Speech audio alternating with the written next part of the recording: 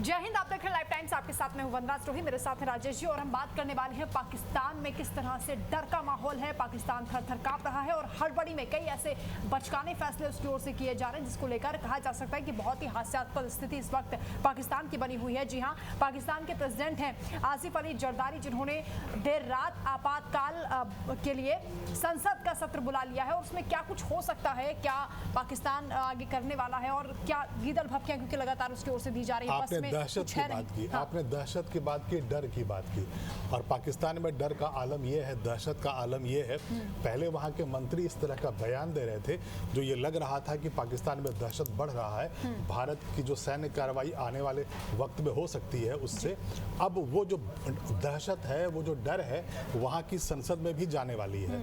आपने जो कहा वह उसमें उसकी पूरी जानकारी ये है कि कल रात आधी रात के बाद पाकिस्तान के राष्ट्रपति जरदारी ने एक नोटिफिकेशन जारी किया और उसमें कहा यह गया है कि सोमवार को 5 बजे शाम में, इवनिंग में एक आपात सत्र बुलाया जाएगा पाकिस्तान की संसद का, नेशनल असेंबली का। और जो जानकारी निकल कर आ रही है वंदना, उसमें यह कहा जा रहा है कि भारत के खिलाफ कोई कड़ी निंदा प्रस्ताव वो पारित कर सकते हैं। तभी मैं कह रहा हूं कि डर और दहशत इस कदर रच बस रहा है पाकिस्तान के हर नागरिक में, वहाँ के अब राष्ट्रपति में, वहाँ के प्रधानमंत्री। अब निंदा तो पाकिस्तान की हो रही है, पहलगाम में जो आतंकवादी हमला हुआ है, ये अभी तो भारत ने कुछ किया भी नहीं है। ये अद्भुत प्रस्ताव होगा क्योंकि निंदा होनी चाहिए आतंकवादी हमले की। निंदा होगी, पूरी दुनिया कर रही है, बड़े बड़े देश कर रहे हैं, हम कर रहे हैं।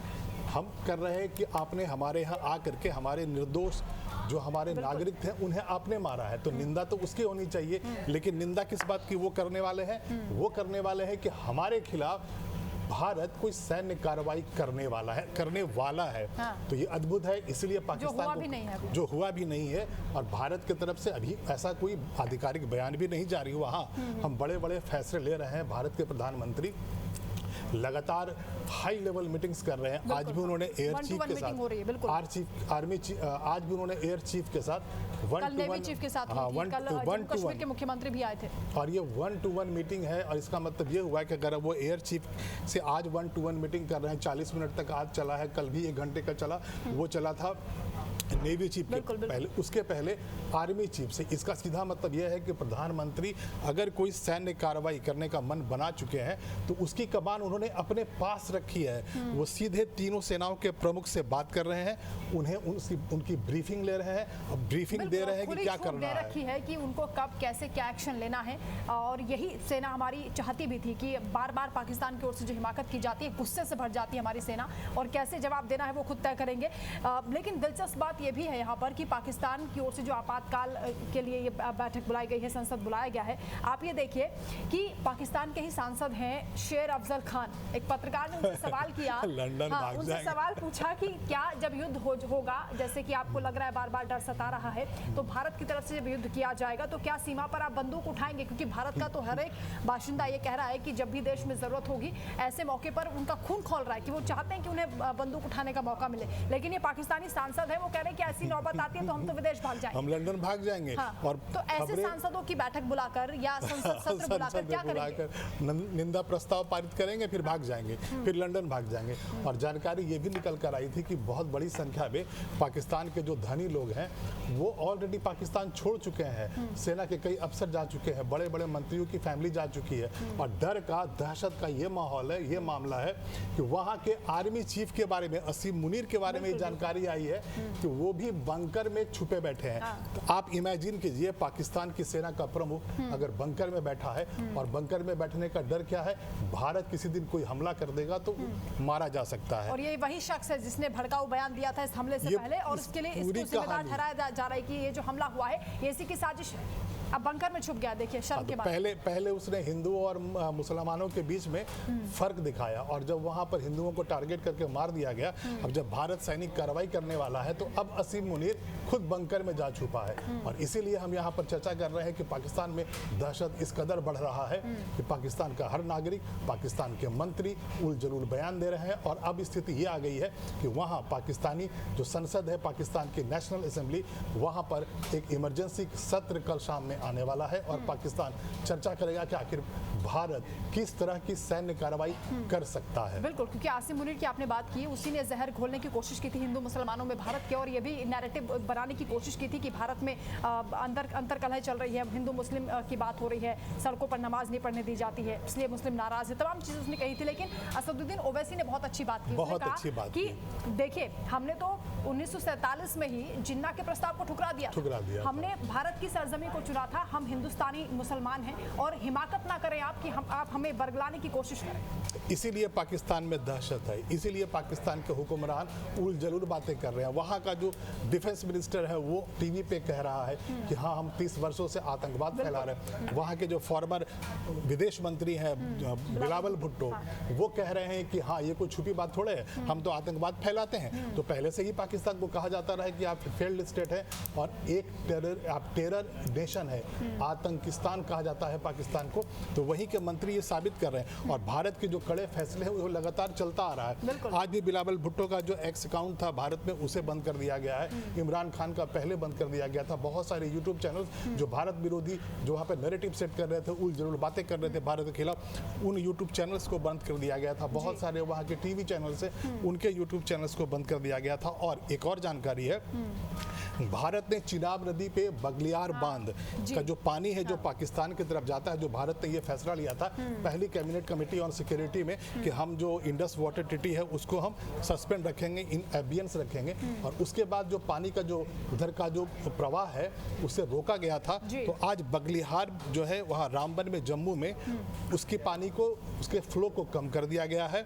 और नॉर्थ कश्मीर में जो किशन गंगा हाइड्रो प्रोजेक्ट है जो वहाँ झेलम नदी पे है और उसका भी पानी जाता है पाकिस्तान की तरफ, उसे भी रोकने की प्लानिंग चल रही है। तो जो भारत ने कहा था कि हाँ हम पाकिस्तान के साथ जो हमारी जो ट्रीटी है 1960 की, हम उसे इन एबियंस रखेंगे और पाकिस्तान का पानी रोक देंगे। बिल्कुल, डिप्लोमेटिक तौर पर भी एक्शन लिए जा रहे हैं। इसके साथ ही इकोनॉमिकल स्ट्राइक भी वहाँ पर की गई है, आयात निर्यात पूरी तरह से बंद हो गया, चाहे वो डायरेक्ट हो इनडायरेक्ट हो, और इससे पहले डिजिटल स्ट्राइक का आपने जिक्र किया ही। लेकिन लॉन्ग टर्म इम्पैक्ट होना चाहिए, ऐसी कार्रवाई भारत करने वाला है, इसीलिए थोड़ी सी देर भी हो रही है। लेकिन इंतजार पूरा देश कर रहा है कि किस तरह से माकूल जवाब दिया जाएगा, क्योंकि छोटी मोटी सर्जरी से अब काम चलेगा नहीं, लाइलाज बीमारी पूरी हमले के बाद जो हमने सर्जिकल स्ट्राइक किया था और पुलवामा हमले के बाद हमने जो वहाँ पर ये बालाकोट में स्ट्राइक किया था, उसके बाद भी पाकिस्तान की हिमाकत जारी रही।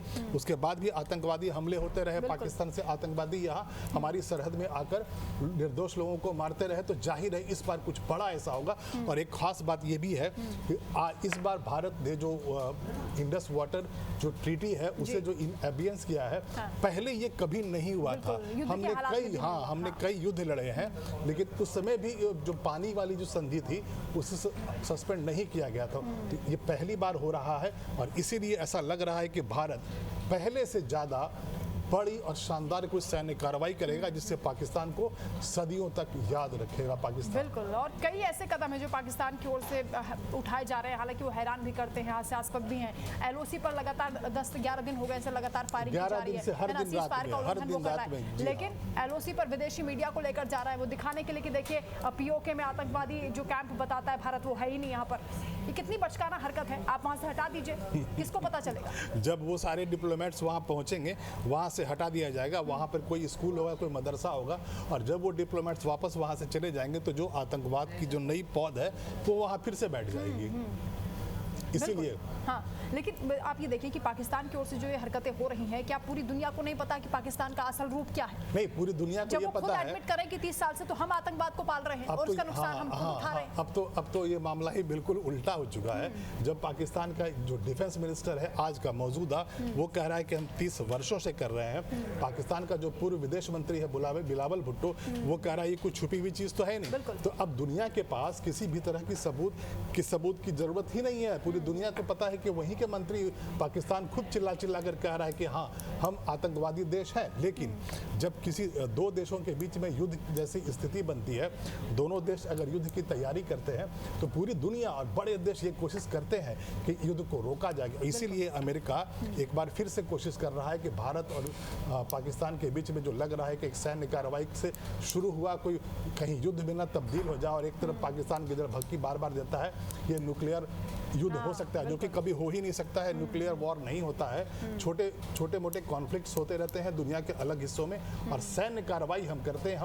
हम पाकिस्तान से युद्ध नहीं करने वाले हैं। हम पहले ही प्रधानमंत्री ने कह दिया है कि आतंकवाद की जो बची खुची जमीन है, उन्होंने कहा, उसके कहने का मिट्टी में मिला दिया जाएगा, मिट्टी में मिला देंगे। तो प्रधानमंत्री क्या कह रहे हैं? वो ये कह रहे हैं जितना वहाँ आतंकवाद की जो टेरर फैक्ट्रीज है वहाँ, जो हम पहले भी सर्जिकल स्ट्राइक में खत्म कर चुके हैं, लेकिन अगर कहीं पर ये बची खुची जमीन है जहाँ पर अभी भी आतंकवाद फैल रहा है, फल फूल रहा है, वहाँ आतंकवादी बनाए जा रहे हैं, तो हम इस बार उसे हमेशा के लिए मिट्टी में मिला देंगे, यानी इस हाल में कर देंगे कि दोबारा वहाँ ऐसी नर्सरी ना बनाई जा सके और वहाँ आतंकवाद की जो फैक्ट्री है वो दोबारा कभी ना खड़ी हो पाए। अभी तो कई ऐसे पेड़ हैं जो उसमें अभी संभाले हुए हैं, जिनका पालन पोषण कर रहा है हाफिज सईद जैसे, लेकिन अब आने वाले वक्त में पाकिस्तान की ओर से, क्योंकि लगातार ये कहा जा रहा है कि देखिए आतंकवाद को हमने खूब झेला है, हम शिकार हुए हैं। बिलावल भुट्टो कहते हैं मेरी माँ को भी आतंकवादियों ने मार दिया था, लेकिन सबक आपने क्या लिया? आपने तो उसके बाद भी आतंकवादियों को हीरो बनाकर रखा हुआ है।